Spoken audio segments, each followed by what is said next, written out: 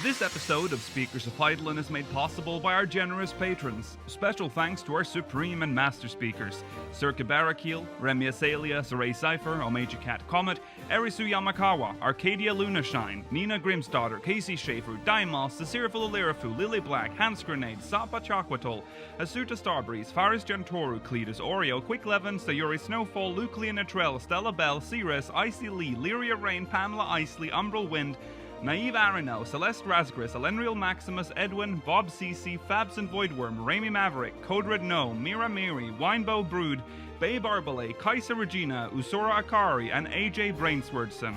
Support the show and become a patron today at patreon.com/SpeakersXIV. Thank you.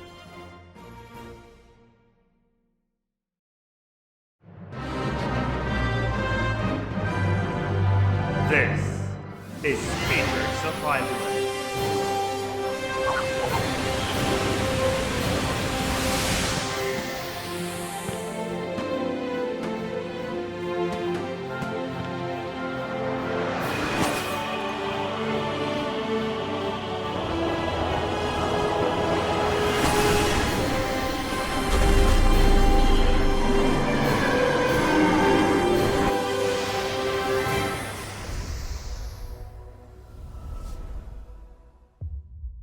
Good evening, Ayorsians. Welcome to Speakers of Hydaelyn, episode 199. I'm Lakeel Bravestone, and I'm joined today by Georgi Whiston and Mail of Anadar. Hi. Episode 199. 199. We have made it almost to the 200th episode. In this episode of Speakers of Hydaelyn, we'll have a great discussion. We'll talk about loose threads based on an article. So it's kind of based on both an article, but also something that we wanted to talk about. So it's kind of two topics in one. About how Shadowbringers has mined out its own nostalgia, so that it's basically covered all of the... Its interest, we'll talk about it in the great discussion. We'll explain it further there. We'll also talk about loose threads, so stuff that we want to know more about in 14 that sort of feels like they've left behind. And we'll also talk about the PS5 reveal, because Yoshi-P was seen there. So that's fun.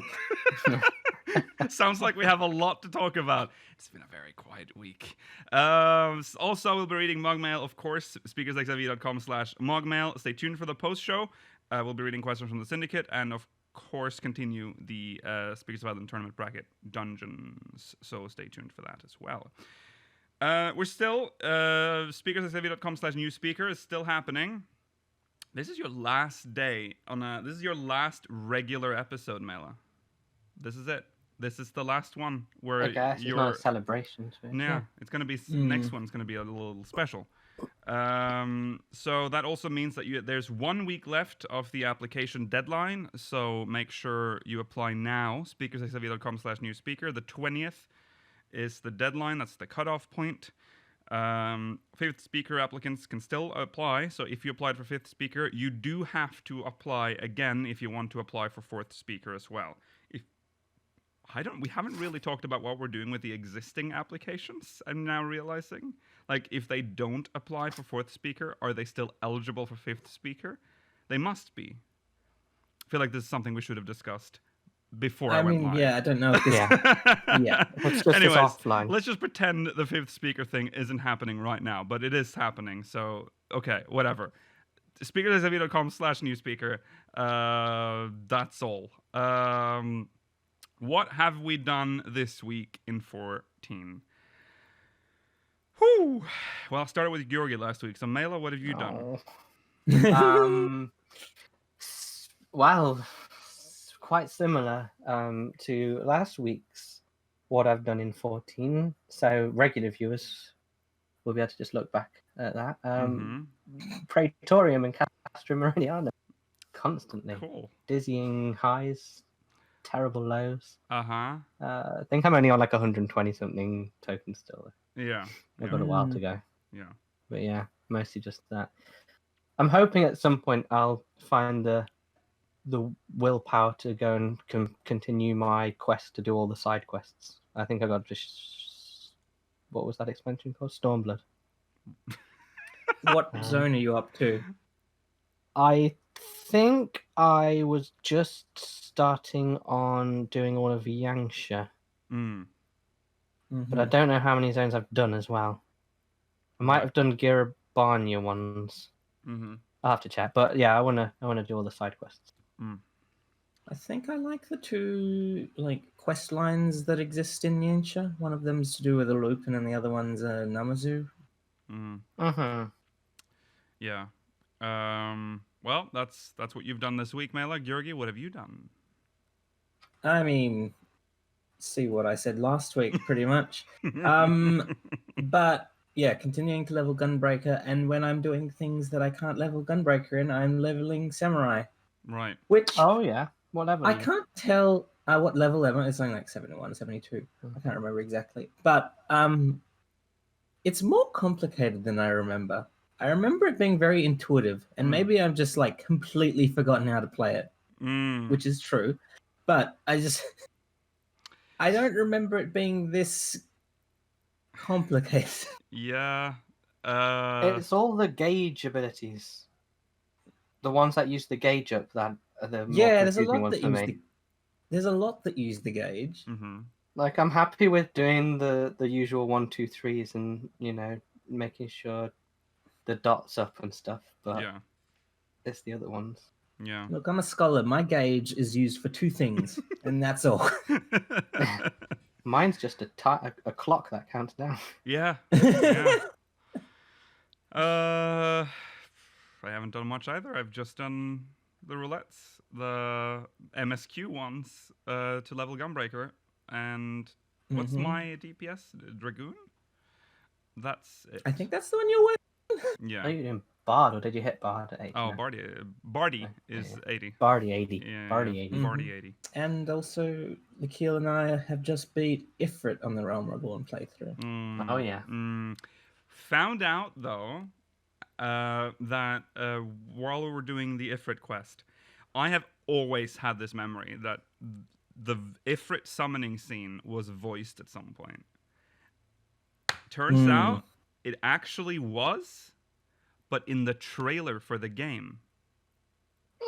So they didn't. So it's very interesting because even Ifrit has a voice in that. Ifrit does not have a voice canonically in the game right now, but he did in the trailer, and they decided not to use that in the game. I wonder if that was done when they were making the trailer, and they were like, "This is the launch trailer. No, this is the PS4 reveal trailer." So the game is out already. So I'm assuming they went, we kind of want that summoning of Ifrit to look epic and cool, but that cutscene isn't voiced. So they just got some people to voice it, because the voiceover is not very good, especially for the Amalja that's summoning. But yeah, that was interesting. Yes. PS3 limitations. Yes. Okay, well that's what we've done in 14 this week. The drought continues. Let's move on to... Oh, that's a mouse. There's a mouse over Georgi. Recent events.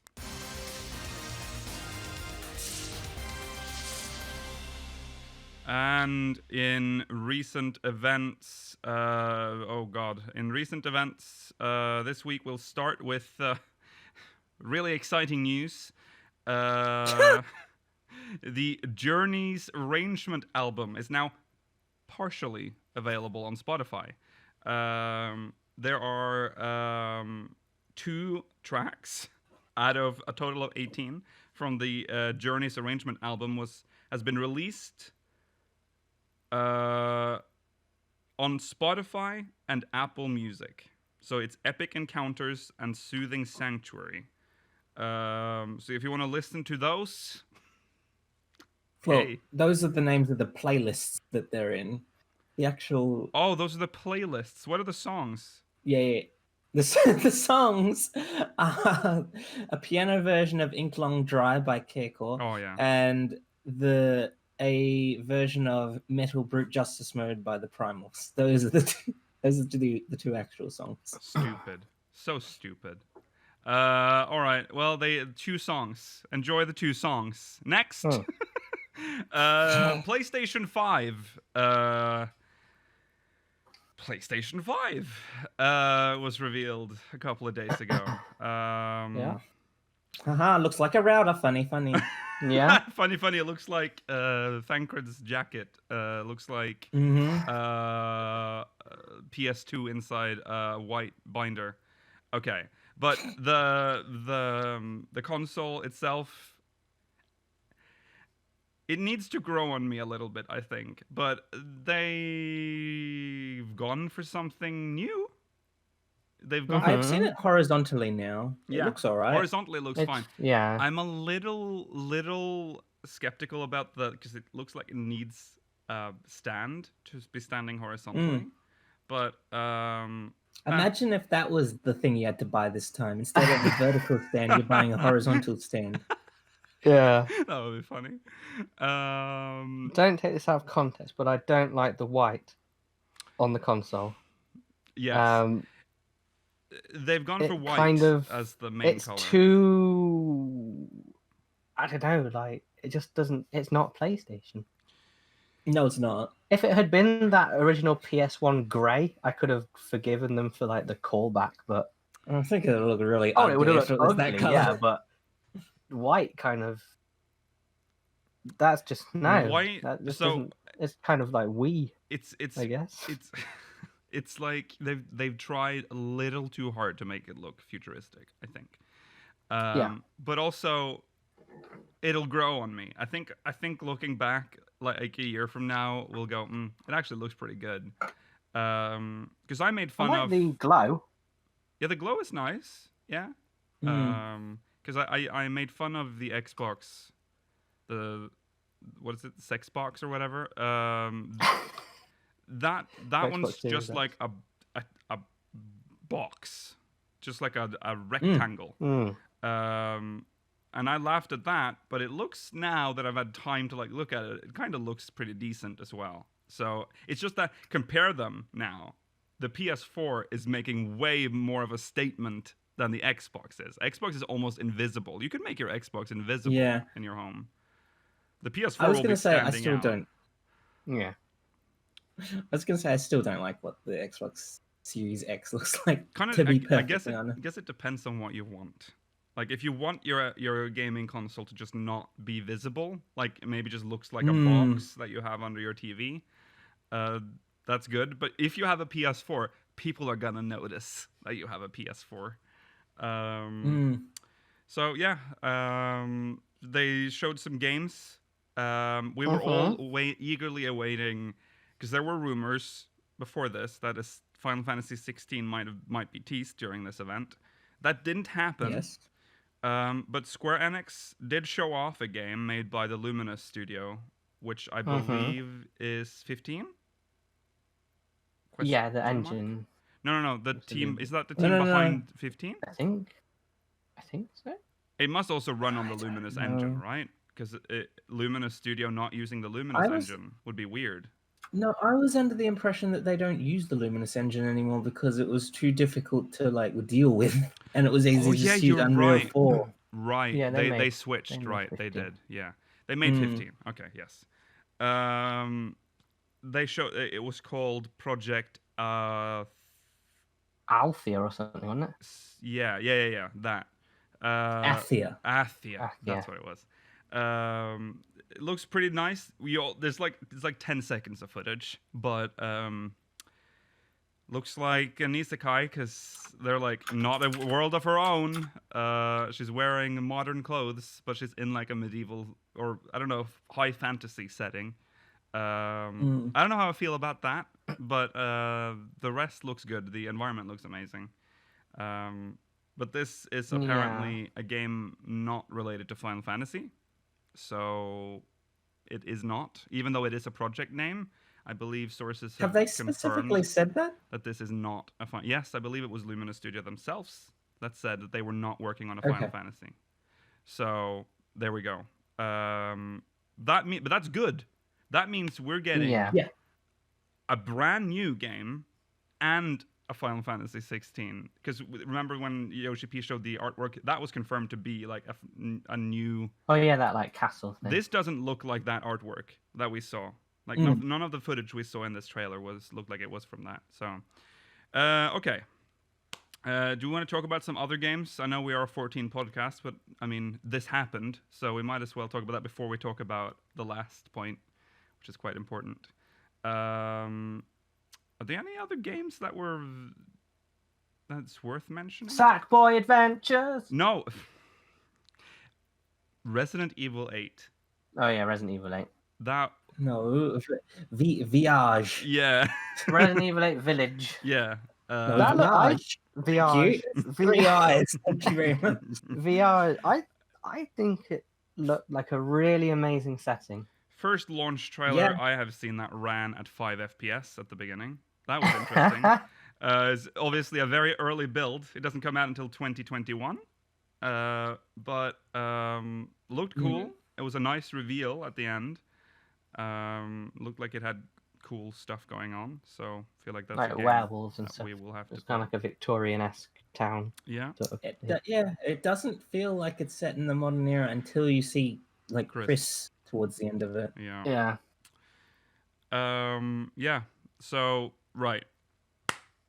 But then there was this big mosaic of people, of developers, talking about how they're looking forward to working on the PS5 and for us to play their games. Hidden between all of those faces was a face that we know very well. It was our father, Yoshi-P. Didn't say anything during this, but he was there. So speculation, of course, started. But I think so. There are two possible reasons why he's there. It might be the game that they just teased. This is Business Division. Which division is he head of? 3 or 5? Oofta.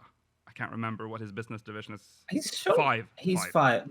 I was going to say, I don't think he's in charge of the division that was in charge of 15. No, not 15, but the project thing, right? That's his business division that's behind that. The project. Project Athia? Yeah, that's Business Division 5. I'm pretty sure. Is it? Oh my god, now we Why have I would to... would they have thought it name was them the this? same business division that was behind 15 since it's the same, like, internal studio. Oh no. Okay. Square Enix debut PS5. Oh no, actually, I didn't know this. Luminous Productions is one of the business divisions. Itself. So it doesn't have a number. It is just Oh, we'll learn some stuff today. Interesting. Okay, it doesn't belong to the numbered ones. Okay, well that excludes that theory. The two other theories are that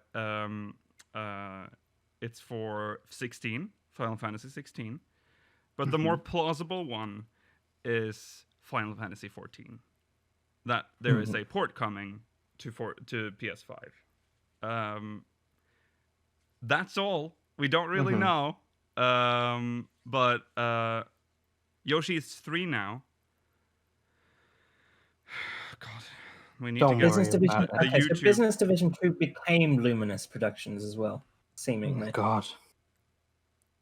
Why do they have these stupid names? Doesn't help. Yoshi-P. I think if they all just weren't numbered, it would be nicer. All right. Business Division 3 used to be Business Division 5. Oh God. Why? Well, they had a big restructure. So he's Why now. couldn't they just give it a different name? Yeah. So that's. Either way, out of all the PlayStation, because this was just for the PlayStation, out of all the developers, he was important enough to make it. So Yes. that's pretty cool. Yes. Yeah. So we can. I mean, both are good. I mean, I was hoping he was there for 16. But I feel like we need some details soon on 16. yeah. Think about how long ago 15 actually did come out. Well, originally. they might be. They did say at the end of the presentation that they were going to show a lot more leading up to this. This was just like their launch, like their first showing Yeah. of things. Weird. Can we just talk about how weird it was for that they opened with GTA 5? Really weird. Yeah, that was very strange. It's just coming out again, and I don't think they actually showed any footage of their enhanced and No, expanded PS5 No, it was all release. PS4 It footage. was all PS4 footage. Yeah. And then even worse, they then went on to Spider-Man. Well, Spider-Man. Why that does was a new bother game. you? That is a new game. I just didn't think it looked very good. You didn't think it looked very good? The Spider-Man on PS4 is praised for looking very, very good. So this was. I suppose it looked kind of fun, but I don't know. And one of the issues they had. Oh, are you just saying it doesn't look like the kind of game you're interested in? Yeah. Oh, and then right.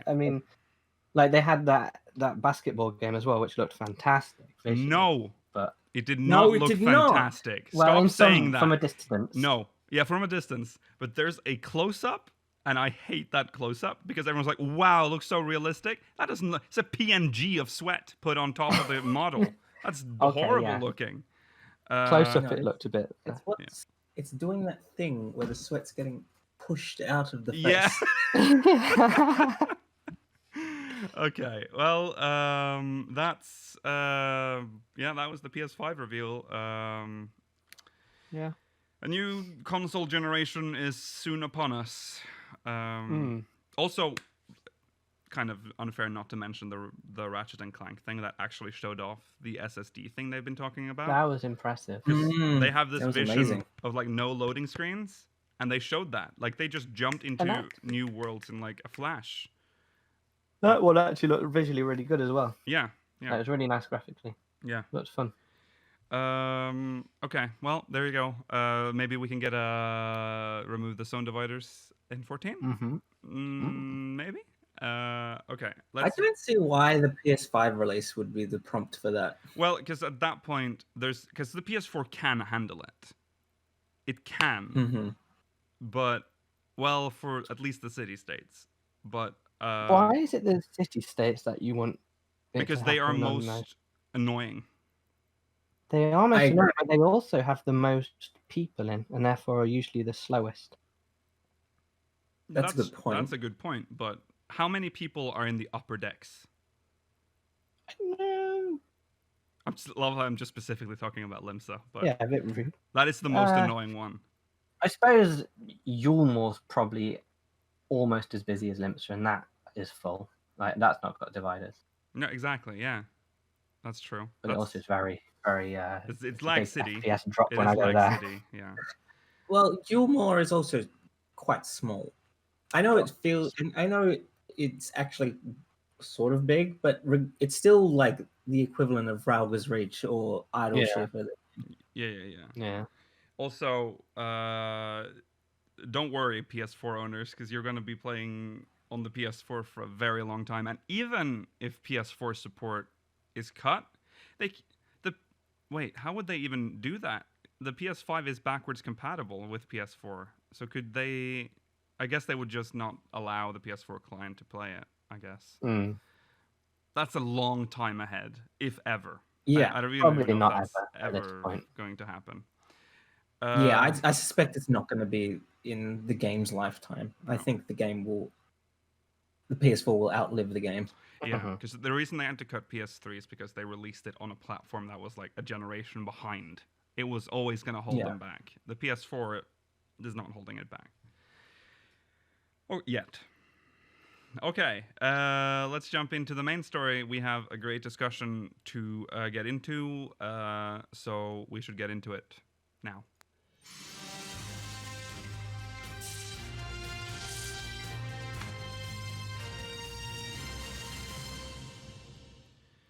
Go away, mouse. Oh shit! Mouse, go away. Okay, we removed the mouse.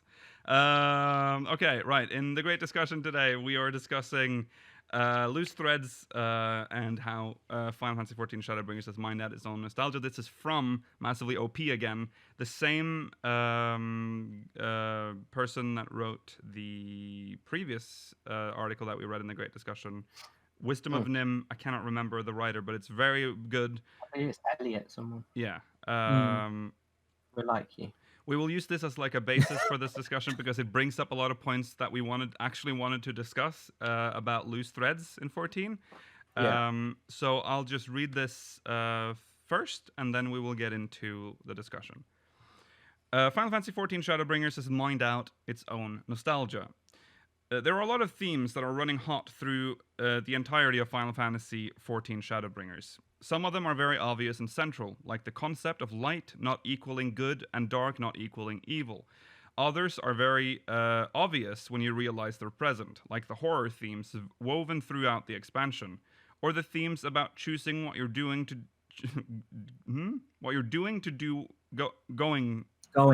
going to do with your time when you realize that it is explicitly limited.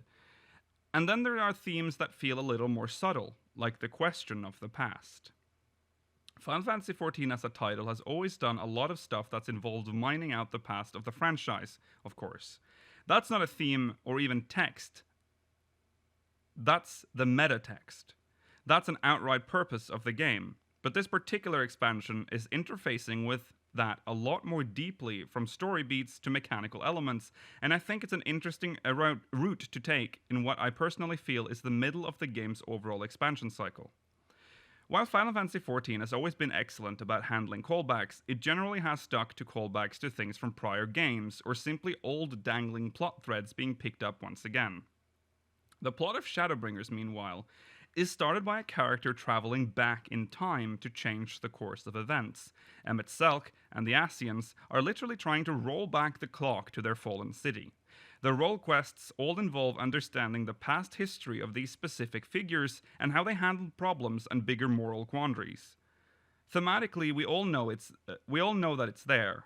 It's even alluded to elsewhere. The entirety of the copied factory plays up the idea that these are combatants from a war that is already over, and the fact that our next destination is a crashed space station only redoubles that concept.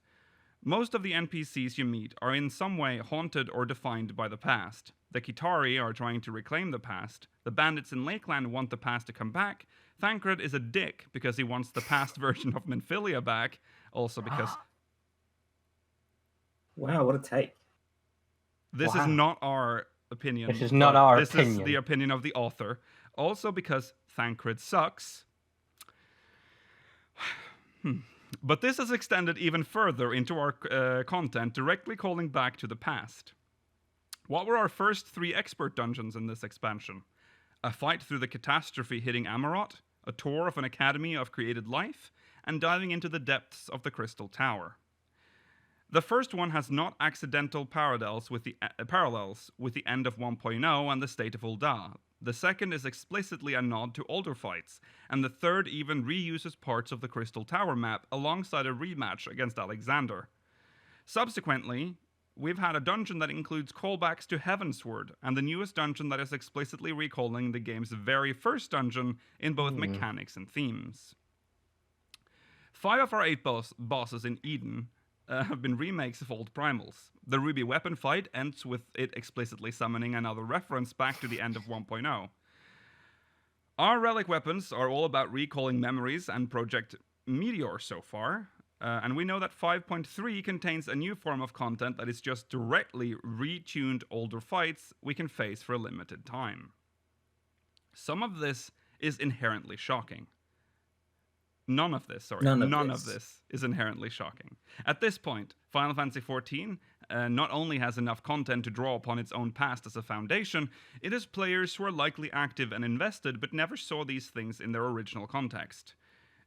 It makes sense to use this as a chance to take a tour back along the memories of the game and re-examine significant moments. But it also makes sense within a different context, because if you look at the overall sweep of the series, there aren't actually any Final Fantasy games not represented in the current title in some way. Sure, some games have more representation than others. It's kind of baffling to me that the 4 Fiends haven't made an appearance from Final Fantasy I, for example, and Final Fantasy II is a bit undeserved. But the past has now been quite thoroughly mined. We have seen the history, and it is here. And now even the history of the current game is getting out to do a dance. The obvious question, once you move past the fondness for it, is to ask why.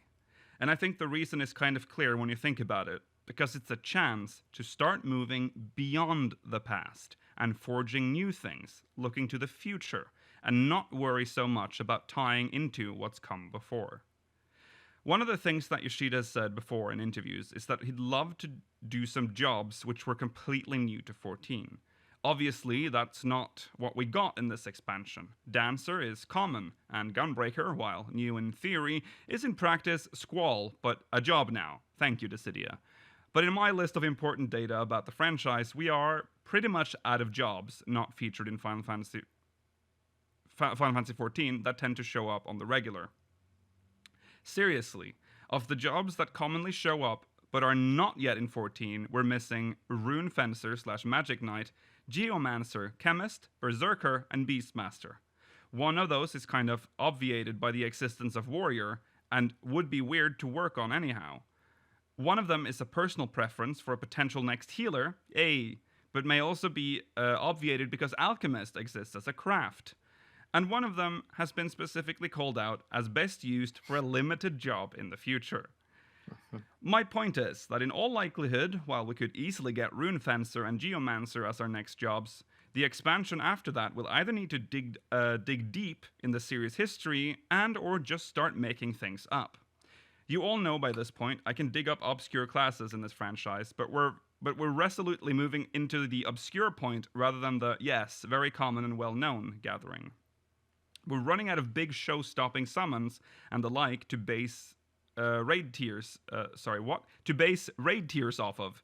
We're running out of well-known primals. All of these are things I've discussed in the past, but instead of just plowing ahead with new stuff, we've got an entire expansion here in which we are still resolutely looking back, embracing the past. And my feeling is that this is a prelude. The next expansion is going to take us in new directions. It's going to be more forward and novel in ways that things haven't yet been here, expanding definitions and forging new territory with the new. Yes, there are still going to be nods back to the past and references along the way. I could totally see, for example, having our next raid series be centered around Orphan from Final Fantasy XIII. But I feel like looking back now is a grounding before a push forward. And it also means that even as I predict some things based on the past of the franchise, I wouldn't be surprised if one or both of our new expansion jobs are something never seen before. Eventually, you have to go for novelty. Well. It's true. We are running out of jobs that we can base stuff on. Where should we start? Should we start about talking about the story points here that they're talking about? Because we're looking back a lot. I mean, it's a Final Fantasy game. It's a Final Fantasy MMO. 11 did this as well. A lot of references from the past. They even started pulling from 14. 11? Yeah. They added Spriggans? Well, we've got Absolute Virtue as well. Yeah. Mm-hmm. Yeah. Well, we pulled from 11. We pulled from 11 a lot. Yeah. Okay.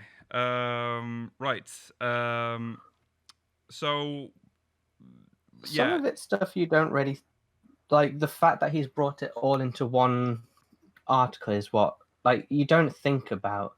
Oh, this is Sestasha as much. Mm-hmm. And this, this is the one, like, they're individually, we're like, oh yeah, that's cool. Yeah. But the fact that almost everything this expansion has been some sort of callback. Right. I guess, yeah, he's right. And it would be nice.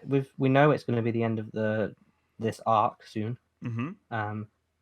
We've even, and once it's over, it would be nice to explore and discover new things and not always be just looking at Allegan ruins, Gelmoran ruins, Nimian ruins, Marquee ruins, all old stuff. Yeah, we talked about this. We've talked about this in many episodes, but it does feel like Shadowbringers is, and it is, Yoshi-P has stated this.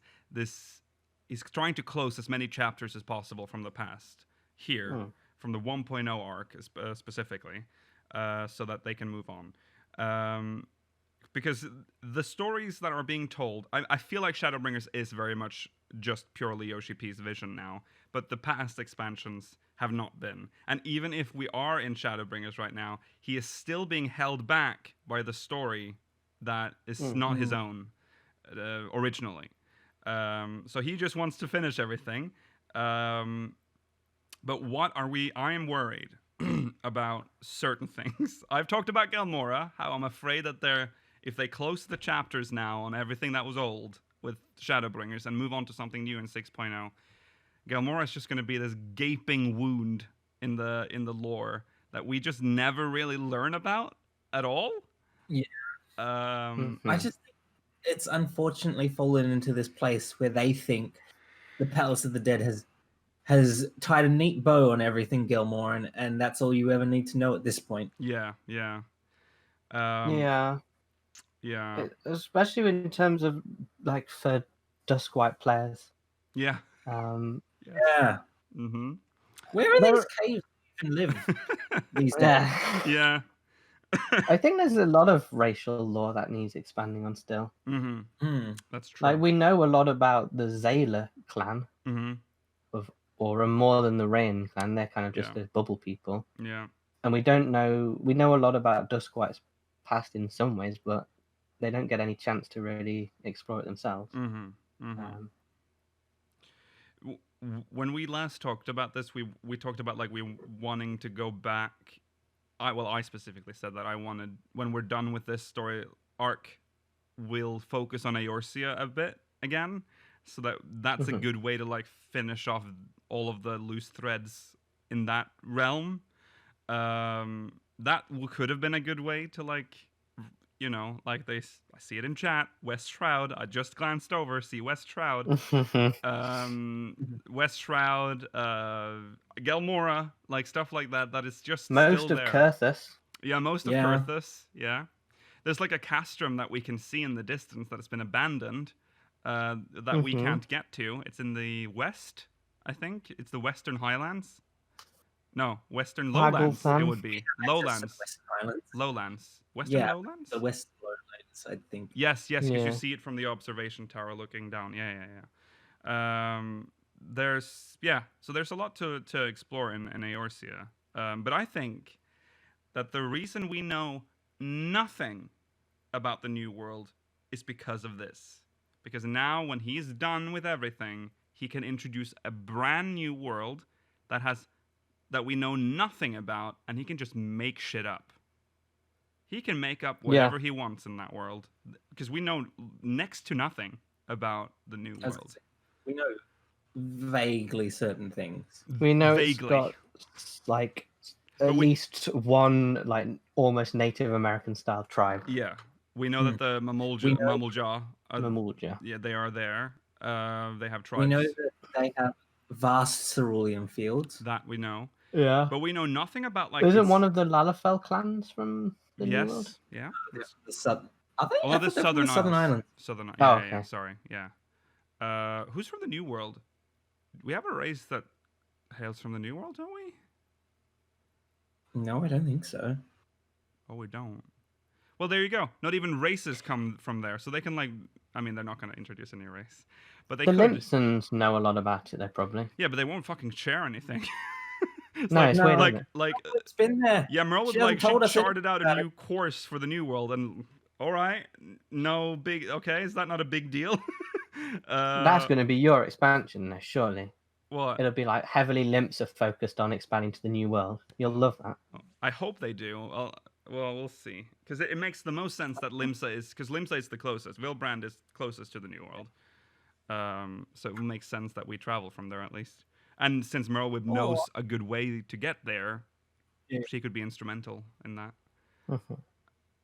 It's... I suspect if we go to the New World in like 8.0, that the city-state the city will get will be like Charlayan. Because that's... Other than Limsa, it's the closest city to the New World. That's true. Yeah. And they'll finally open their borders again because we won't be at war. Yes, true. and they can make classes that. I mean, we know nothing about like what any classes that come from the new world. So again, Blue Mage. other than Blue Mage, which is like a constructed job, it's not like a real job. So yeah. I mean, if they have Blue Mage, what do they need other classes? They're all just Blue Good Mages. point. It would be cool to have like a new world equivalent of your class or something, and that's your job quests to learn new magic based on like an advanced job instead, like that. Kind we of, talked yeah. about, like upgrading our current jobs. That would be interesting. that could be cool. Yeah, because someone also pointed out in chat. I don't know who, but do we need jobs per expansion? They need something to sell an expansion. And jobs are usually one of the biggest selling points. If they can't introduce Jobs a new and race, races. imagine if they didn't introduce a new race, didn't introduce a new job. This is going to play back in black and white in a couple of years when the next expansion has none of this. How else are you going to pull players in? Like, oh, new worlds. That's just gonna make us happy, but new players won't care. So You can't. They've been doing less and less as well, sort of as time goes by. Well, in terms of what they had initially. Yeah, go on. Story can be appealing to us, but like, that's people aren't going to be. I mean, I guess people do, but like, how many people are going to be jumping in on a story that's been like almost 10 years in the making at that point? Right. Yeah, and That's to sort true. of refute that in a way in terms of an expansion reveal, yeah, Shadowbringers sounded cool, but we didn't know about it. When we played the story, we found out how much more amazing it was. Yeah. But initially, all your thoughts were, "What? What are we? Why are we doing this? Where are we going? What is all this?" Yeah. Why aren't we going to Garlemald? Yeah. So Yeah. I think you do need big hooks. You need new jobs, new classes. They can't just say new zones and raids because we know we're getting that. Yeah. I will say, I'm kind of okay with the idea that the next expansion only has one new job. That's fine. I mean, if it's I understand that they have to slow down at some point. Like, they can't just keep adding jobs because they have to make like gears and stats and weapons for everything, for all content, for all the jobs, all the time. I mean, eventually it's just going to slow everything down. Like, all development's just going to halt because they just have to keep like adding new weapons for the new jobs. We have like how many? 16, 15 jobs? Loads. Many job. So many. Imagine if they added in a new 16 armor class or something. they're not going to add a new. No, armor I know, class. but imagine if they did. They would have to make loads of primal gear for them all again. Yeah. I'm just suspecting. I mean, we thought there'd be a new healer this expansion, but I suspect in the next couple of expansions we'll get one new healer and then like 2 jobs so that the ninja and dragoon gear are shared with another job. That does make sense. Yeah. Is there what are the stuff in the game right now that we feel needs closure that is currently not being touched? Is there anything you can think of right now other than I can think of Galmora. It's my baby, but they will not touch it. Yoshi-P hates Galmora. He wanted Alag instead of Galmora, and yeah, there's Charlian. I mean, I would say but we're getting that eventually. Charlian. We are I getting think that. we'll definitely get an explanation on that at some point. Yeah. I think Charlian is like one of the most guaranteed places that we will be going to at some point. Yeah, Charlian for sure. We have to see what it looks like. Yeah. Before we die. Yeah. There is the Uldar politics. Oh, they attempted to resolve that with that stupid scene with Nanamo and whatever that stupid guy's called again, Lolarito or whatever. It makes me so angry. It was awful. That was the worst scene ever. It makes me so angry. Hi, Sultana. Remember when I tried to poison you? Yes, I forgive you pretty much. He never tried to poison her. He always wanted her to stay alive. It was still, though. That was an awful scene. Which one's the one that's... Was it Telegia- Telegia? This is a thing Which that one's the one I can that's never remember which one of them was killed and who's the bad No. guy. Telegia Adeleji was killed. Lord Lolorito Hmm. is still alive. Yeah, I guess. Terrible though. Chat? Terrible. Telegia got killed. Okay. Yeah, Nice. Yeah, that's really upsetting. Every time I think about, because I keep forgetting it now that you brought it up, make me angry again. Because that was such a big point. It was the end of A Realm Reborn. It was like a real thriller, like a political thriller, unlike anything we've had since. Like that was like It really was. yeah. Mm. And That like 4-hour cutscene at the end yeah, of 2.55 yeah, was incredible. yeah, And then you were exiled. You couldn't go back to Uldar. yeah, You had to flee the realm and go to Ishgard. yeah. And then it's like, yeah, okay, you're back. And the syndicate like turned on the crown. It's big shit. It's like high drama. And then we come back for Heavens. We're like, oh, here we go. Go to Othard. And then we're like, huh? Come back.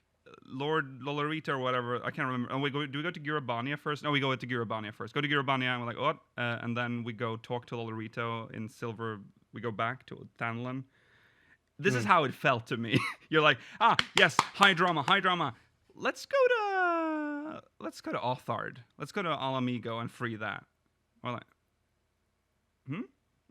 and then we do that, and then there's that weird scene where we come back to the Silver Bazaar, and Lolorito's like, That was bad. Here she is. You're confusing me for a second. You're mentioning Alamigo and Othard. I think you're supposed to be mentioning Ishgard. Oh, sorry, Ishgard. Oh my God, I forgot. I've mixed up Heavensward and Shadow Stormblood. I'm sorry. Sorry. Here's Ishgard. Let's go to Ishgard. You go to Ishgard. We do some shit, and then we're like, come to the Silver Bazaar. We go to the Silver Bazaar. Lolorito's like, pranked ya. She's sleeping, and we're like, that's really shitty of you, but okay, it's fine. Done. Finn.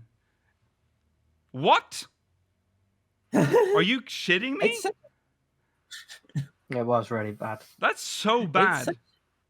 It is.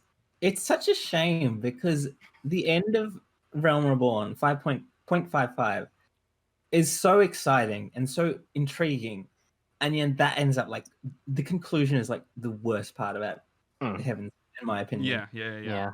They set up this massive this could have been such a big story that they could have spun, but they chickened out. That's what I think they did.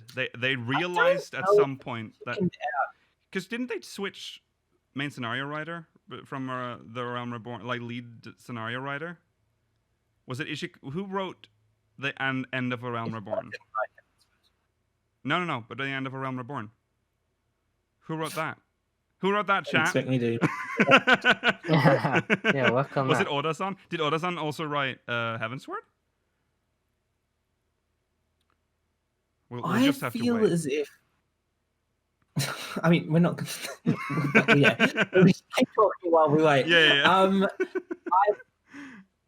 I suspect it's related to that thing that Yoshi-P said that it's very difficult to go back to past zones when you're doing an expansion because it's not exciting to go back to zones that when there's all these new places you want to be exploring. Then why set it up? No, I agree. I think if they're going to set up something like this, it cannot be at the end of an expansion. No. No, that's that's sort of that kind of level of plot is the beginning of an expansion, and you spend the expansion solving it. It's not. Here's something amazing happening. Go to a different place. We'll forget about it. I cannot get over the fact that it feels like a rewrite when you come to Heavensward, because it is clear that Lolorito has evil intentions, and then in Heavensward, that's how they frame him in the trailer. Like he's got like the lackeys like kneeling before him. He's got this evil smile. Raoban's in prison. He's lost his arm. Like shit's really bad. And then that's the trailer for Heavensward. and then you come in and they're like, it's cool. I guess I didn't want her dead after all. I want everything back to normal. Bye. Yeah. No, that was not your character and before Heavensward. I guess it is now. Sorry, it's good to vent. I love venting. That's how I at the feel end about of Thancred. Realmborn. Oh, you're still angry He about. should have been an Ascian. Yeah. Oh, it just bothers you. Mm-hmm. It bothers me a lot because when it first happened, my astonishment was just off the charts. I was like, no, not this guy who's been. And I started going back to old cutscenes, remembering that La Habrea, or whoever it was, appeared, and then as soon as he disappeared in the cutscene, Thancred came into the scene. And I was like, oh my god, I'm on to you. And then like, oh no, he just possessed him. Yeah. The interesting thing is though that Lakeel and I have been going back through Realm Reborn. Chat has thankfully pointed out that Thancred gets this necklace around his neck once he's possessed by the Ascian, which he does not have at that point in the story. Mm-hmm. He does not get it after the Ifrit part of the story. See, okay, so I just want to point out Chat, because Chat protecting Lolorito here. What would Lolorito gain from killing her? Exactly. Wasn't that part of the mystery though? Wasn't that part of what we were supposed to learn? What his overall point? Not just like I didn't want to kill her, but Teleji was like, I want to kill her, and I'm like, okay, cool. I'll just switch out the poison with a sleeping thing. Wow, fun. Cool story, bro. There could have been a lot of intrigue in there that they just didn't put in. And honestly, the Monetarists and the Syndicate could make an entire expansion with their internal politics. Wasn't the whole goal to overthrow the Sultanate and then that the Syndicate would become the leading power? I believe I something can't along remember those lines. the end of Realm Reborn anymore, other than the anger when I came back for Heavensward for a brief moment. Okay. Right. When I say his plan, I'm talking about Teleji Adeleji. That's the guy who got killed. I can't tell them apart. Lalafels. Lalafels, yeah. Okay. Right. So that's after that, and even after that, not touching Uldan politics. Like the whole plan. No. You also have to remember that Nanamo was like, I want to abdicate. Like I want to turn Uldan into a republic. Okay. Yeah. It's been like God, yeah, I forgot 6 about that. years. How's it going over there, Nanamo? What's happening? What's happening? Hasn't done it now, and you might not be happy with this. Is that like she realizes she does not have that much power? Yeah, she does. That's she true. We do get that because we get that. That's also included. We also get the cutscene with Lolorito in the Gold Saucer as well. Interesting. Gold Saucer. That was in wasn't the it? Waking Sands. Was it in the Waking Sands? Didn't we meet someone in the Gold Saucer with her as well? Yeah, we met with Godbert. Godbert. Yes, that's true. God, what a fever dream that And he was. was wearing a cloak because they didn't want him to be fucking naked in the actual main scenario. Yeah. Honestly, if you make a character naked, stick by it. Yeah. I also. If you want to use him if you want a character to be used in serious scenarios, maybe don't make him naked. Yeah. There's also the thing that Lolorito is like he's off the hook. Like, okay. Yeah. You basically, even though it was just sleeping potion, you did that. Poison to your Sultana. I guess the idea is that yeah, okay. I just want to say this. I just want to say this before you continue, because the lore you're referring to is post A Realm Reborn. This is Heavensward lore. Okay. I know. Go on. Yeah, go on. I think the logic is that he's able to get away with saying, I saved her because she could have been poisoned. And if she survived, if I replaced it with something that wasn't even going to put her to sleep, then I don't know, Teleji would have just stabbed her or something. Yeah. So I think that's how he's able to get away with it. Also, the fact that he has lots of money. So most of the things we want resolving are all done. Yeah. I mean, What else do you is have there? any other? This was only the first one I brought up. Oh, Um, I'm so angry by it. it's, And then yeah, then I get more angry because people that defend it will be using the Heavensward lore that is like that I feel is like a slight rewrite of what happened. They did that to justify leaving it. They wrote that shit so that they didn't have to deal with the stuff that Yeah, happened I at the think end of A that's- Realm Reborn. That might be what people need to take away from this: is that you accept the current law, but like you feel as if it wasn't written. They didn't have this in mind at the time they wrote 2.55. Right. And then then I guess they were like, new expansion, we shouldn't be spending it in Ul'dah. We have Ishgard now. We have to focus on Ishgard. Let's write them out of the story. So they wrote it out of the story in the best way they could. That's what happened. So when you give me the Heavensward lore, I'll be like, sure, that's your opinion. That's Heavensward lore. Talk to me about A Realm Reborn lore, then we'll talk. But I will not discuss the Heavensward lore because they clearly wrote it out of the story. Also, who are the 6 members of the syndicate right now? Because one of them is not Ul'dah anymore. One of them has left. Yeah. Raban is not can't be a member of the syndicate anymore, and the other one is dead. We know very little about the syndicate. Yeah. There should be 2 replacements at this point. Yeah. Pippin Pippin is on the syndicate. When did they say that? Right? Didn't he? I mean, I would believe it because I could Yeah. definitely accept that. Because But I don't Raubahn remember left. that ever being. Raubahn well, if left. Raubon's replaced it with, I thought he was just the leader of the Immortal Flames. No, he was on the syndicate. suppose if that is He got a spot on the syndicate because he bought the Colosseum. Right? Raubahn have a spot in the syndicate? He was on the syndicate, Yeah. but as right. General of the Immortal Flames, he's either the richest or most influential person. But even if you replaced it with with Pippin, Teleji. This is why dead. we need more story about Ul'dah. We don't know. Dulala, Chaz bringing up Dulala. Dulala is a stupid name. Dulala was a member of the syndicate before Teleji died. She is there in cutscenes in Reborn. Yeah. Yeah, See, it's Dulala, Godbert, and Feargeist. There's 3 others. And then Raubon, Lolorito, and Teleji. yeah, but Raubahn has left, so Pippin is his son. Raubah's He owns the left same and wealth as replaced by Raubahn, Pippin. who got onto the syndicate due to his wealth. So yeah, he would. But Teleji hasn't been replaced, as far as No. So Teleji's seat is still empty. Maybe it'll be empty Who owns forever. the Mirage Trust now? Um, What even was the Mirage Trust? I don't really know.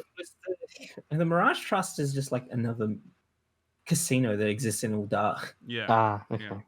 That's the Well, casino. whoever owns that is probably Isn't- now on the Is that the syndicate. casino as you come in Yeah, from Lolorito the actually owns it now. He absorbed it after. Oh my Teleji god, died. why? Oh yeah. I don't even know anymore then. See, this is interesting. Like I would love to have like just at least a patch with Ul'dah shit in it because there's Why a lot of can't shit they happening. do the equivalent of a Scholasticate quest line? They're not making Hildebrand right now. Why couldn't they could just make the equivalent of a Scholasticate quest line with Ul'dah politics? Yeah. And it would be just as interesting. Yeah. Yeah. I agree. Yeah. So that's the casino that you get to the moment you exit the Aetheryte Plaza. It's right in front of you. They when you could come make in. someone in Ul'dah a new custom deliveries person and have their story about the syndicate. Yes. Yeah. Point. There's so many options they could go, like to tell us the story of what happened to Ul'dah. But Yet they haven't done it. I can tell you that custom deliveries client will not be in the next patch. They did confirm a custom deliveries client for the next patch, didn't they? Didn't they tell us who it Yes, was? they as well? did, but they didn't tell us who. They definitely not told us Okay. who it was. No. That's But not- I suspect it's going to be someone on the first because they're not going to really have a good opportunity to give us another custom deliveries client on the first. Right. yeah, probably. Yeah, Scholastica didn't do well. it's a little. It's like Hildebrand without the humor, the Scholastic hit. And I If you guess, want lore, you'll do it. yeah. It should have been branching more. Well, I think it was branching, wasn't it? It- You didn't have to do the Scholastica to continue with Hildebrand, did you? No. No, so it's branching, so it's fine. Yeah. Okay. So I was this is just that. thinking about potential custom deliveries clients. I feel as if the next one's going to be Lena because she has I no was relevance thinking in of this. her. Yeah, Wow. we've talked about this, and then people will, because, yeah. She'll yeah, be building the barracks or something, and you'll have to provide her with clothes. armaments, and then you'll be able to strip her. Will it be Lena? Because if Graha ends up disappearing from the first in some way in the next patch, which we're kind of theorizing that he'll either die or he'll be fused with the Graha on the source, or in some way he won't be there anymore. Mm-hmm. I would assume Lena would be like the de facto leader of the Crystarium at that point. Would they make such an important NPC like a custom deliveries client? Because like, who else would be the leader if not Lena? That's a good point. I don't know. Actually, I have no idea Moran? what it could be. Moran. He's pretty cool. Yeah. It has to be her, or no, the Numo could lead, maybe. You undressing a Numo. Interesting. They'll not make it something that you can't change the appearance of, Mela. Not at this point. That's so dumb. Okay. I know. Restricting yourself in that way, even Yeah. though he would be a better leader of the Crystarium than the barracks captain.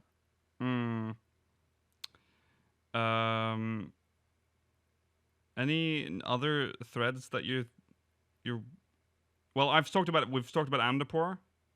There's that. Lots of Amdapor stuff. So many.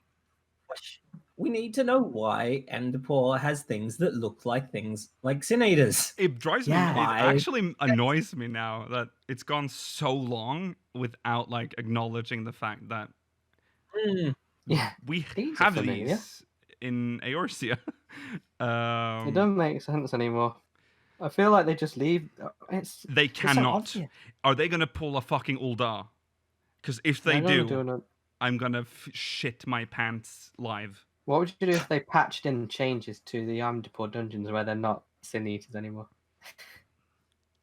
I'd accept that more, to be honest. A retcon? It'd be annoying. It would be annoying. It would be a retcon. It would be annoying, but like it would just erase the possibility of those questions. Yeah. Then why did they pick Amdapori creatures? Like, why would they do that? They could have just made new things. Because light's the kill. Because light makes me mad. They have to address it. Surely they will. Well, I like that it's attached to like your job's lore as well, because it makes it more infuriating for you. You were probably, you're Sin Eater summoners. Yeah, because we just switched to light magic. It's like, what is happening? In the war between our peoples, we summoned the void and you summoned the first, I guess. I want more on the War of the Magi, to be honest. I feel like we got a lot of it though, but in the Void Arc storyline, in the Shadows of Marks. Yeah. But yeah. That's on the Amdapori side. That. Yeah. I hate the lack of information. I don't know which side we know less about from the War of the Magi, Amdapor or Nim. And I'm not even sure if like we know that much about Nim, because I just feel like I know a lot about Nim because I'm a scholar. I don't know how much people know about Nim in general. I don't know if Nim is touched upon. Is it touched upon in the MSQ at all? I don't know. Only whenever are you forced to do Wanderer's Palace, or is that side content? That's side content. And no, it's not really touched upon at all. No. We'd learn about Nim in the Mark storyline, of course, but very vaguely, I believe. I believe it's not a lot of information in that storyline. Yeah, they might. Have that faint memory of it being mentioned, like in passing in the MSQ, but I can't remember where. Now that we're getting flying in Realm Reborn zones, maybe they'll add quests. Maybe. Very hopeful. Mm. Maybe they'll add quests that allow you to explore some of the floating areas of Nim in Outer Lenosha. Yes. That would be cool. Yeah. Yeah. I think we've covered all the big city states that we know nothing about. The But there's old one ones. loose thread. What is- One loose thread that needs continuation. Needs more of this. Mm-hmm. Gabu. Oh. I cannot leave him behind. I love Gabu. Oh, that's true. He is my cutie little kobold. That's He needs so true. more. Remember, they brought him back for the end He of turned into Stormblood? Titan for some reason or whatever. Was it the end of Turn Stormblood? into Titan. He's summoned. Yeah. Yeah. Was it the end of Stormblood or was it the beginning of Shadowbringers? I can't remember where they bring him back. When Gabu was brought back, I think In it would have been Limsa. it was the end of Yeah. Stormblood. Right. because Alice was with him. That cutscene was even voiced. They even voiced the Maelstrom officer that brought him, so it felt like it was a really important scene. I mean, it was important because that was like used as a parallel with what was it again? Why did we go to him again? Oh, my memory is so hazy. We went to him in Stormblood. We Aldrich. go to him because of That Alice sees him in that kid. yeah. Yeah. That which is that was I refuse. I mean, is that the end of Gabu's story? No, it's definitely No. not. He'll come back, like chat says about reversal of tempering or whatever. Yeah. Yeah. He probably will be in some way related to that. That could be a very big plot point if Alice can learn to reverse tempering. Mm-hmm. I'm surprised that they didn't kill him. Oh yeah. Gabu? Yeah. Yeah. They tend to kill tempered individuals.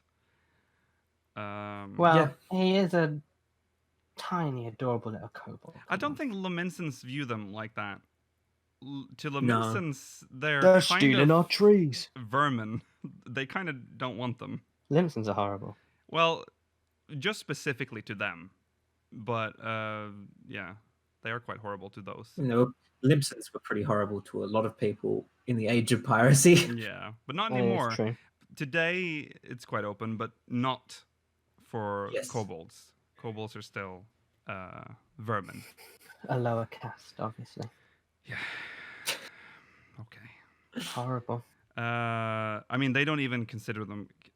They don't consider. Imagine them representing as the Maelstrom people. in this day and age. Disgusting. Immortal flames. They're for life. better now. They are better now. If we do resolve tempering, what happens to all the aggressive NPCs in Beast Tribe areas? They will just still be there in the same way that the Guardians are still It'll be there. very unsatisfying. It'll be. I don't know if I want it anymore. Mm-hmm. How would you make the sylphs unpurple? Bleach? Solved it. Then they'll just look like the cabbage one. That's all right. That's true. Do you think maybe you can dye them? I mean, cabbage is like, you can dye cabbage. Cabbage is pretty easily dyeable. Yeah. And I think that's what Ramu did as well. He wet his beard, and then when they go into the beard, his beard juice goes all in over them, and they go, and then they become purple. Cabbage is easily dyeable. Yeah. It's true! It's true. Such a funny thing to say. It is, but it is true. Put cabbage in a vat of dye. Just wait 10 seconds. Yeah. Pull it up, and you put. So, and Ramu has purple-ish beard. Does he? He doesn't have purple-ish beard. He's just got. Ramu's purple. got a white beard. He's got purple aura, but It comes from Yeah. his fat. His beard is like glossy. So, what am I Hey, doing? His What- beard is like a physical object. It's like yeah, Maybe it moves around because it's still full of sylphs. yeah. But like his temple. what you do is you take Ramu's beard and you twist it, and the beard juice comes Wring it out, yeah. The beard juice Yeah. just pours out, and they suck on his beard juice, and then they Yeah. turn purple because it dyes them. Nourishing. They bathe in it when he. That's the water in his arena. Possibly. Yeah, that's the beard juice. Holy fuck! We're on to something. I can't believe it. I cannot believe it. All right. Anyways, I've been thinking about while we've been having this discussion. I've been thinking about other unresolved stories. oh right, right, okay. Yeah. You're not going to be happy with the conclusion. My thought is that, like, at least in recent expansions, I think that's why we just wrap things up nicely with a bow. It's like, we've established democracy here. Nothing else needs to be Yeah. done. Yes. Yeah. I think. Pretty much. Yeah. It's yeah. Mm-hmm. And in the one case where we didn't establish a democracy, it's like, it's a working monarchy. This is fine. yeah. Yeah. And it's not. No, it is not. There's We still many don't- problems with our heart. Mm. We don't seem to need to do as much with the new ones. Like,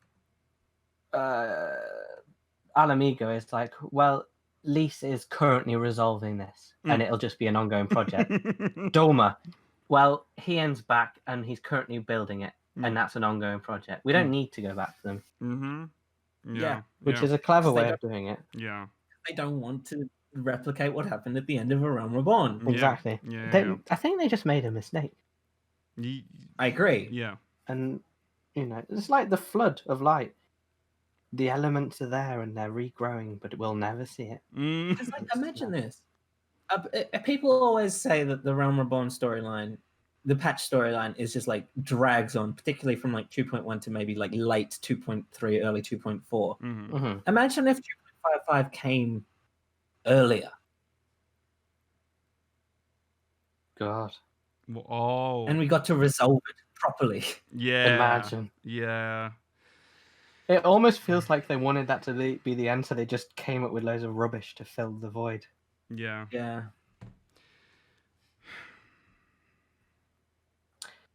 MogMail? we actually do need to move on, but yes, Georgi? Oh, I was just going to say we didn't really touch on like other jobs or other primals, but if you want, we can just move on to MogMail. I mean, I feel like He we is need- right that we're running out of primals specifically. Yeah, primals are running out of. We've already seen them make new primals, so I'm not worried about that. They will just make primals, and Yeah. fine. What other major primals would they have if they were to go back to the well? Because I can think of Anima, but Yeah. what else can you guys think of? Well, there would have been Quetzalcoatl, but they used him in Yeah, that Oneida dungeon, yeah. Academia Oneida. When I mentioned Anima, I was more so thinking of it as used for like a raid as well. Mhm. It could be in that. We haven't. How many other grand primals do we have to like use as a Sin? raid set? Sin. Sin, Sin yeah. from 10? It's a big boy though. Yeah, but yeah. I've heard that in the new world they've invented a little sport called Blitzball, and it's all played in the water, but suddenly a big bubble of water will come and kill them. Mm-hmm. The will Final be Fantasy sent VI into the Espers. future. They could probably. Are there any Espers that? I can't remember. FF6 Espers. I can't remember what there was.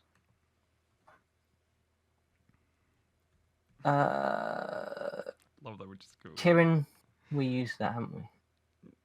Yes, that's the all ponies mount, right? Yeah, Kirin. Yeah. Maduin, Oh, we haven't There's one. done. Have we done? but Mount? no one would care about that. No. Unicorn. Unicorn, we have. That's the Most white of them, though, mage we've done. Mount. Veligarmanda. Hmm. Don't really remember that. It looks like almost all of them have been used. Crusader. The though. majority of 6 Espers as well. have been used because they were just callbacks to the older one. That's Yeah. what this game Yeah. does. It calls back, and that's the problem 'Cause that he's bringing up. Well, isn't this the whole every point? trial, Though? Yeah, go on. every trial in in Shadowbringers. Well, actually, Hades isn't new, but both Titania and what's the other man called? Innocence are Yes. both new, Yeah. unique That Yeah. is to this true. game. So yeah, And it's kind of the point with the article as well, is that they're finishing off everything now, so that maybe in Mhm. a future expansion, everything will just be its own new thing. Yeah. And that would be interesting. Yeah. I love the fan service that this game is, but it's nice It to get needs new new stuff. stuff as well. Yeah, and they've Someone also brought up FF12 Espers. They were running oh yeah release yeah. for the most part. Forgot what I was saying, but we also talked about jobs. I feel like we're done with the jobs discussion as well because we talked. That's how we opened this. We've already talked about the jobs. Yeah. So yeah, right. That is our great discussion completed. Ulda. Let's jump into some MogMail. MogMail. Where What are you gonna do? Mouse and Georgi's face. Boom.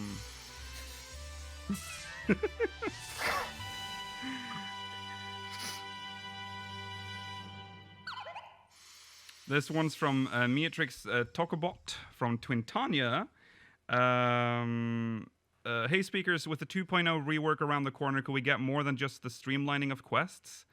Quite a while ago, Yoshida said they wanted to remake Castra Meridianum and the Praetorium to be 4-man dungeons. We also have the Orm Vale, which is famous for people leaving right away because no one wants to do it. Could this be the time to edit older content to make them more up-to-date? What do you think they'll do, and what do you want them to do with the 2.0 rework? P.S. I wish they had continued with 8-man dungeons so we had more variety, but that's just me. Yeah, I'm with you. I'm with you on that. yeah. 8-man content, but without like endless cutscenes would be nice. Yes. I Well, don't think they can remake Castrum and Praetorium as 4-man dungeon. Or if they do, they will still be part of their own roulette. mm-hmm. So I don't see what purpose it would serve other than queue times. Yeah. Yeah, I don't see how the cutscenes are too integrated into those two dungeons, Mhm. unfortunately, to be able to rework them nicely. Mm-hmm. Yeah. The only solution would be to make them single player duties. That's actually a much better solution. Yeah. I still find it weird having a 2-dungeon roulette that's never going to be updated. That's a better solution, but also it'd be kind of weird if the final quest of A Realm Reborn 2.0 would be a single player duty. That's true. Yeah. Especially because they're not going to be able to bring people in with you. Except for Sid Yeah. when he appears. Yeah, make it a trust instance. Fixed. Bring your squadron members with you. Excuse me? What? Yeah. I feel as if most people wouldn't have a squadron at that point in the story, unfortunately. No. You need to be very high rank in the Grand Company for that. So it would probably have to be Yeah. trusts. This quote, though, yeah, did he actually say that, though? That they wanted to make them 4-man dungeons? I feel like... needed. Yeah, I personally don't remember this. No, I don't remember having reported on that, but sure. Oren Vale, so edit older content to make them more up to date. If we exclude Castrum and Praetorium. I don't think they need to change the Orem Vale. No. No. It's not that hard. No. You can do it naked. We've already proven that. Mm-hmm. Yeah, that's true. Yeah, that's true. You can do it naked. Minimum eye level, by the way. So if you can't manage that. Yeah. Yeah, so yeah, I don't think they need to. Orem Vale, I think a lot of people leave the Orem Vale, and this comes from someone who hates Orem Vale with a burning passion, is that a lot of people just leave Orem Vale because they have this idea that Aurum Vale is horrendous and something's gonna take forever. Most of the time, it only goes slowly because you leave. That's For the true. others, like when someone leaves, that's when it goes slow because now they have to wait for a new person, and that's when you get stuck in there. Don't leave Aurum Vale. Don't leave Aurum Vale. And I'll go Don't one queue further. I'll say, I prefer Aurum Vale to Zamile Darkhold. I'd rather leave Zamile You know than what? Aurum Vale. I agree because the Zamale has this annoying like door mechanic where you have to stand in the With the thing for it to Magitech count things, down, yeah. and then you get followed And by it's the got- eye. You have to stand in the crystal pit. It's just such Exactly. a tedious dungeon. I think I disagree. Also, dark, grey, ugly dungeon. Mhm. I think both of them are ugly dungeons. Yeah, but at least Aurum Vale has like varying It's got like the wee wee. yellow. no. It gets yellow And green. and then you leave the bile room, and the atmosphere kind of changes in the air. Oh in yeah, the when you room. go to the coin counter. Yeah. It turns like Well, then that just becomes Zamile. yeah, but you get True. Zamile and Aurum Vale in one. Oh yeah. I just think Zamile is a bad layout. Like goes like down and weird, and then you have the eye. You have to stand in the crystal shit. I think I don't hate Zamile because of the fact that you can pull everything up to the boss room essentially, and just stand in the crystals, and you'll be able to survive. You can do that in Aurum That's Vale a too, fair though. point. You can pull everything in the first no, room. no. You can ignore everything in the first. Like you go to the left, pull everything up to the door of the boss room, kill everything there, do the boss. That's Move on. true. You I can feel probably as even take it one step further and do the tactic where you lock them out. Yeah, That's probably better. yeah, that too. You can do that. But I feel as if most people in the party kind of won't do that. You can tell No, them. they won't. Most people in the Party Finder will pull the entire first room, stand That is inside the annoying. yellow goo, That's and explode true. on all the That's explosions. so annoying. I think that's my problem. I think it's easier for people that are new to Aurum Vale to die in the first room than they are in Zamile. But True. I learned that people did that, but my tactic has always been to like go as far into the room on the left side up until the corner with the rock, because the DPS then understands like, okay, we're avoiding everything here. We're killing this because you have to kill the two flower things as well that you have to kill. You cannot go past them. But that's all that you have to kill. You can even ignore the big toad. Yeah. Oh, the toads are easy to ignore. Unless you have a bard. Yeah. I don't think they need rework. They're fine. You can do both of those dungeons that we mentioned, Zamale and Aurum Vale, relatively quickly, like 15 to 20 minutes. You can easily do that. As for what else the 2.0 rework, I teased this earlier. I just kind of want quests that utilize the fact that you can now fly in Realm Reborn zones. Yeah. Yeah.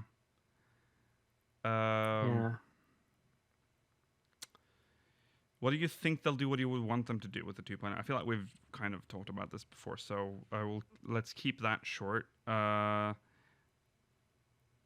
feel like all that we know already is what I wanted. So, take the Mudamix quest out of the MSQ and make it a linked side quest. Yeah, that's a good That idea. was the baffling thing we experienced in the MSQ so far, Mailer, is that okay, so just before you go fight Ifrit, you get told to go back to the Waking Sands to report to Minfilia. She tells you to go see Munimix. You do that. Then you go back to the Waking Sands. Then you go back to Camp Drybone again just to go fight Ifrit. Yeah. Then you go back to the Waking Sands. Extremely It's jarring. pretty bad. Yeah. So I hope they do that. I hope they do, because I believe we're gonna get a lot of those in the MSQ, because I believe they didn't do that like kind of linked side quest thing where like you do a part of the MSQ, side quest unlocks. That didn't really happen in A Realm Reborn, so they would do that in the MSQ. If they still wanted to be part of the MSQ, because they want you to be able to meld materia, say when you get sent to Camp Drybone, chat's sort of bringing this up, have Minfilia say, On your way to Camp Dryburn, Yes. go stop Yeah. at Utamix's place and then keep heading up Yeah. in that yeah. direction. Don't send us Yeah. back. Make use of your goddamn link, Perlman Villia. Yes. All right. Thank you, Meatrix. Matrix. Next is coming to us from Spicer Lovejoy. Spicy Lovejoy. From Chaos. Dear speakers, it's been such a long time since we last ran into each other when you were undertaking your little minimum eye level game. I hear that one of you is not long for this world, and that brings me sadness, for it is my favorite Munchkin Mela. I therefore felt motivated to make your acquaintance once more and ask that you shall be doing, ask what you shall be doing in your retirement. I have found that in my retirement from the Pinkerton concern, I had so much time on my hands that I decided to board a ship for the New World, and we all now know how that turned out. My love and heart are forever yours, Mela Vanadar. May you sail on many great ships in the future, and the seas be free of icebergs. I have the honor to be your obedient servant, S. Lovejoy. Oh, bless you, Spicy. What the frick? was cute. I love the Spicer. Little Spicy Yeah, Lovejoy. the spicy. Sorry, so this is Spicer Lovejoy. Spice up. Yeah. Spicy Lovejoy. For a lot of people might not That's a understand reference this that reference. most people won't get, no. This, Yeah, I was about to bring that up. I don't know how many people that listen to the podcast or watch the podcast miss. Do I have to like tell this? It kind of feels weird to explain it now, but Don't explain about the...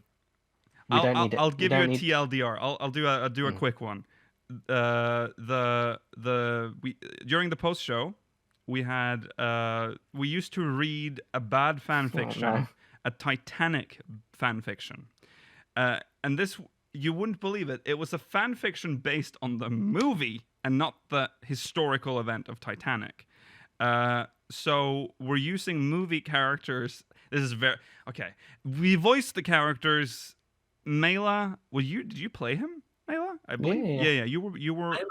Mela was the I former think. Pinkerton constable, now bodyguard, Spicer Lovejoy, but he got the nickname Spicy Lovejoy, and he could say his name.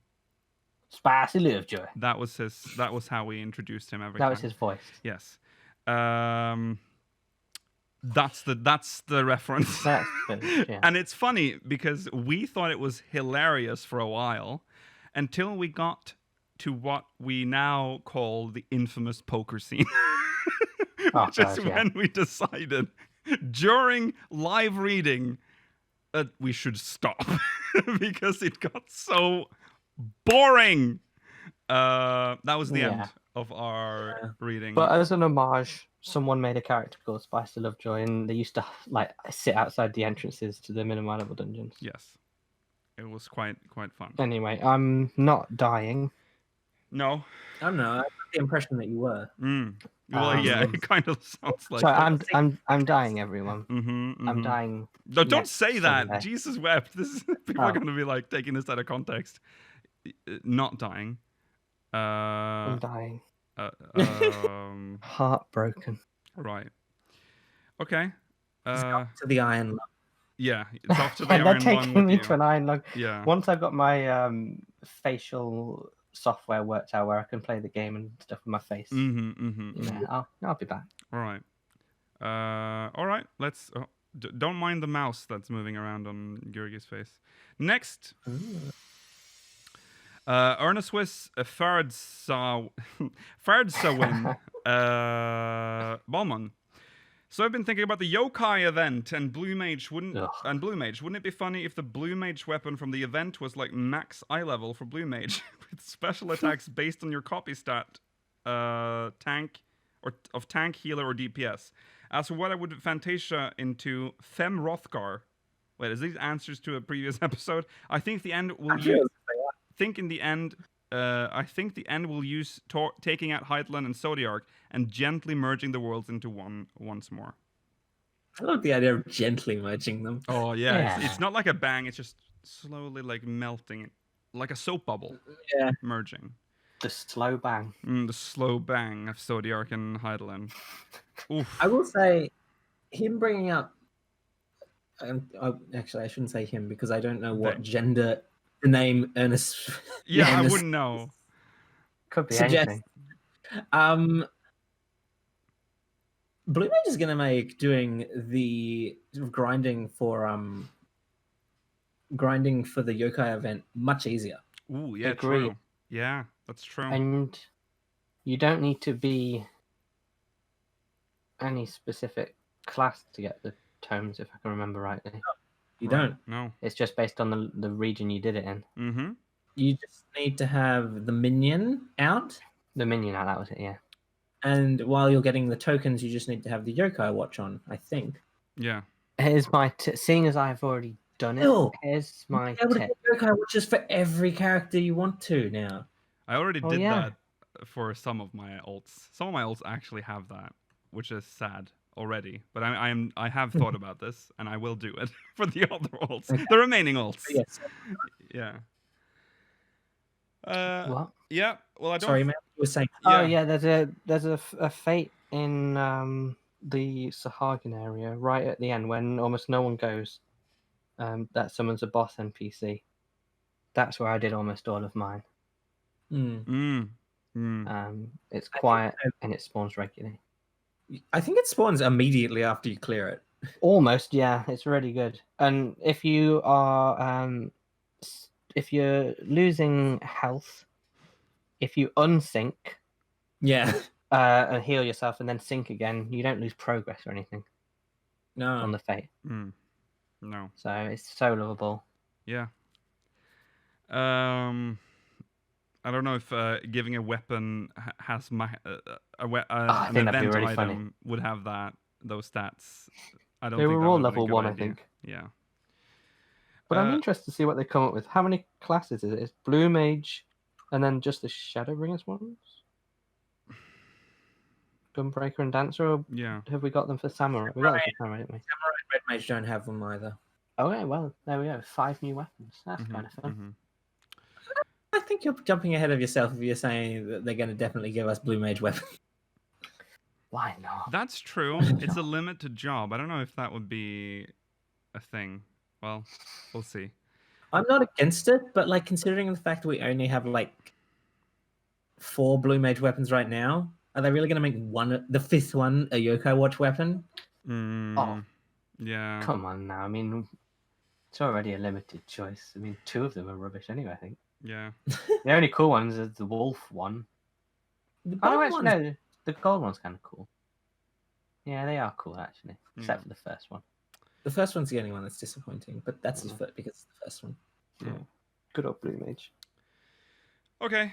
Right. Well, that's all the time we have, I think. Thank you to those that have sent in MogMail. Keep sending us MogMail. Now remember, keep this in mind. Next week we will be celebrating the 200th episode, so keep that in mind when you send MogMail this week. speakersxiv.com/MogMail.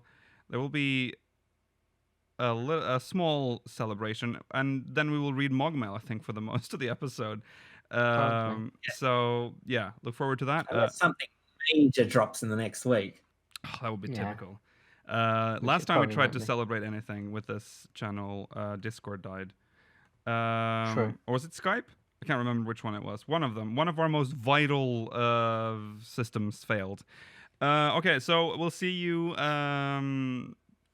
We'll see you tomorrow for Sunday Fun Day. We haven't planned what to play. Should we just play Sea of Thieves again?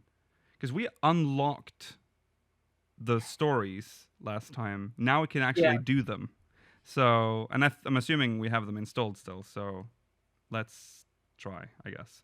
Sunday Fun Day tomorrow. Watch that. Stay tuned for the post show if you're watching live. Follow speakersxiv.com. No. Twitter.com/SpeakersXIV, Twitch.tv/Speakers of Hydaelyn, YouTube.com/SpeakersXIV, exclamation Discord and chat if you want to join the Discord server. If you're watching on demand, links in the description. Also the Speakers of Zodiac stuff Oh, let me clarify the Speakers of Zodiac stuff, because I never did that on stream, because there was some confusion about this timer. The timer that you see when you put it in your shopping basket is just the time it will take before it's printed. All right? So that's all it means. Bye. Goodbye.